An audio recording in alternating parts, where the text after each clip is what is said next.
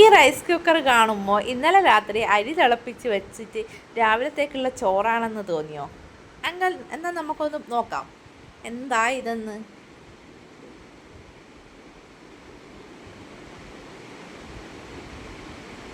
ചോറല്ല അല്ലേ? അപ്പം ഇതെന്താന്ന് വെച്ച് കഴിഞ്ഞാൽ ഇത് ഇഡ്ഡലിക്കുള്ള മാവാണ് കേട്ടോ. ഇഡ്ഡലിക്കുള്ള മാവ് നല്ല പോലെ നോക്കിയേ, നല്ല പോലെ പൊന്തി വന്നിട്ടുണ്ട്, നല്ല അടിപൊളിയായിട്ടുണ്ട്, കിട്ടിയിട്ടുണ്ട്. അപ്പോൾ അതിനുള്ള ഒരു കുഞ്ഞു സൂത്രപ്പണിയായിട്ടാണ് ഇത്. ഈ റൈസ് കുക്കറിൽ വെച്ച് കഴിഞ്ഞാൽ അതിൻ്റെ ഉള്ളിലെ ചൂടും കൂടി ആയിക്കഴിഞ്ഞാൽ നല്ല പോലെ പുളിച്ച് കിട്ടും മാവ്. പിന്നെ മാവിൽ എല്ലാവരും അരക്കുമ്പോഴേ തലേന്ന് ഉപ്പൊന്നും ഇട്ട് ചേർക്കില്ലല്ലോ അരക്കുമ്പോൾ. എന്നാൽ എത്രമാത്രം ഉപ്പ് ഒരു ദോശക്കൂട്ടിന് വേണോ അതിൻ്റെ നേർ പകുതി ഉപ്പും കൂടി ഇട്ട് വെച്ചോ കേട്ടോ. അങ്ങനെ ആവുമ്പോൾ നല്ല അടിപൊളിയായിട്ട് മാവ് പതച്ച് പൊന്തി നിൽക്കും കേട്ടോ. അപ്പോൾ സൂപ്പർ അപ്പം കിട്ടും. അപ്പോൾ ഇതാ രാവിലെ തന്നെ ഞങ്ങൾക്ക് ഇന്ന് ഇഡ്ഡലിയാണ്. അപ്പോൾ ഇഡ്ഡലിയും ദോശയും ഉണ്ട്.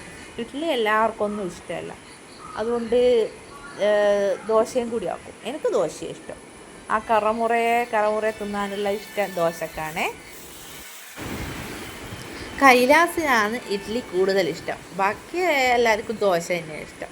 അപ്പോൾ രാവിലെ തന്നെ നല്ല പാട്ടൊക്കെ കേട്ട്, രാവിലെ എഴുന്നേറ്റ പാട് ഏട്ടൻ യോഗ ചെയ്യാനിരിക്കും. അപ്പോൾ ഞാൻ നല്ല ഒച്ചത്തിൽ പാട്ടൊക്കെ വെക്കും. അപ്പോൾ അതൊക്കെ കേട്ട് രാവിലെ തന്നെ പണിയെടുക്കാൻ നല്ല മൂടായല്ലേ. ഇപ്പം എന്നും രാവിലെ എഴുന്നേറ്റ് പണിയൊക്കെ വേഗം കഴിക്കാറുണ്ട്. ഉച്ചക്കത്തെ പണി ഞാൻ പിന്നെ ചെയ്യാറുള്ളൂ, അങ്ങനെ രാവിലെ തന്നെ തിരക്ക് പിടിച്ചൊന്നും ചെയ്യാറില്ല. അപ്പോൾ രാവിലെ ഞാൻ ചോറിൻ്റെ വെള്ളം വെക്കാമെന്ന് കരുതിയപ്പോഴാണ് ഏട്ടൻ പറയുന്നത്, ചോറ് വേണ്ട എനിക്ക്, ഞാൻ പുറത്ത് തന്നെ കഴിച്ചോളൂ, നീ എനിക്ക് ലേശം ചമ്മന്തി ഏട്ടൻ പൊടിച്ചു തന്നാൽ മതി എന്ന് പറഞ്ഞു. അതുകൊണ്ട് ചോറ് വെക്കാമെന്ന് കരുതിയ സ്ഥിതിക്ക് ഞാൻ ആ വെള്ളം എടുത്തിട്ട് അടുപ്പത്തട വെക്കുന്നുണ്ട്.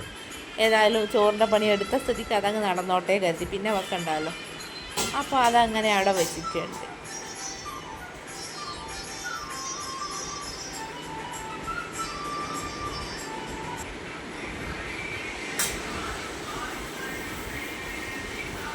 ഇഡ്ഡലി ആയാലും ദോശയായാലും വെറും ഒറ്റ കറി കൂട്ടി തിന്നുന്നതിൽ ടേസ്റ്റ് രണ്ട് കറി കൂട്ടി തിന്നുമല്ലേ. ഒന്നിക്ക് ചട്നിക്കറിയും സാമ്പാറും വേണം, ഇല്ലെങ്കിൽ ചട്നിക്കറിയും ഒരു തക്കാളി കറിയില്ലേ, തക്കാളിയും എല്ലാം വാട്ടി എണ്ണയിൽ വാട്ടിയിട്ട് അത് നല്ല തക്കാളി ചമ്മന്തി എന്നൊക്കെ പറയില്ലേ, അത് തന്നെ, അതും കൂടി വേണം അല്ലേ. അപ്പോൾ എനിക്ക് ഇന്ന് ഇതാ ചമ്മന്തിക്കറിയുണ്ട്, ചട്നിക്കറിയുണ്ട്. അതിലേക്കുള്ള വറവാണ് തേങ്ങയും ചപ്പൊക്കെ ഇട്ടിട്ടാണ് അതിലേക്കുള്ള അരപ്പ് തയ്യാറാക്കുമ്പോൾ ഞാൻ ഒരു പിടി തേങ്ങക്ക് 2 സ്പൂണ് തൈര് ചേർക്കും. അതിൻ്റെ കൂടെ ഒരു ചെറിയ കഷ്ണം ഇഞ്ചിയും ഒരു 2 പച്ചമുളകും കൂടെ ലേശം ജീരകവും കൂടി ചേർത്തിട്ടാണ് അരപ്പ് തയ്യാറാക്കുന്നത്. അത് നല്ലപോലെ അടിച്ച് ചേർത്ത് ലേശം ഒന്ന് പതപ്പിച്ചെടുക്കുക. ഒന്ന് പതച്ചെടുക്കുന്നത് വരെ അതിൻ്റെ പാകം ഇതാക്കും. അങ്ങനെ ഇതാണ് ഞങ്ങളെ ചമ്മന്തിക്കറി. ഇതിൽ മുളക് ചേർത്തും ചില ആൾ വെക്കാറുണ്ടല്ലേ. പിന്നെ ഉള്ളത് സാമ്പാറാണ്. സാമ്പാർ ഇന്നലത്തെ സാമ്പാറാണ്. ഇന്നലത്തെ സാമ്പാർ ഞായറാഴ്ച ആയത് കാരണം ഞാൻ 2 ദിവസത്തേക്കും കൂടി വെച്ചു. 2 ദിവസത്തേക്ക് വെച്ചാൽ ഇന്നലത്തേക്കും ഇന്ന് രാവിലത്തെ ഇഡ്ഡലിക്കും വേണ്ടിയിട്ട് വെച്ചിട്ട് ഞാനത് മാറ്റി വെച്ചിട്ടുണ്ടായിരുന്നു. അങ്ങനെ സാമ്പാറും കൂടിയുണ്ട്.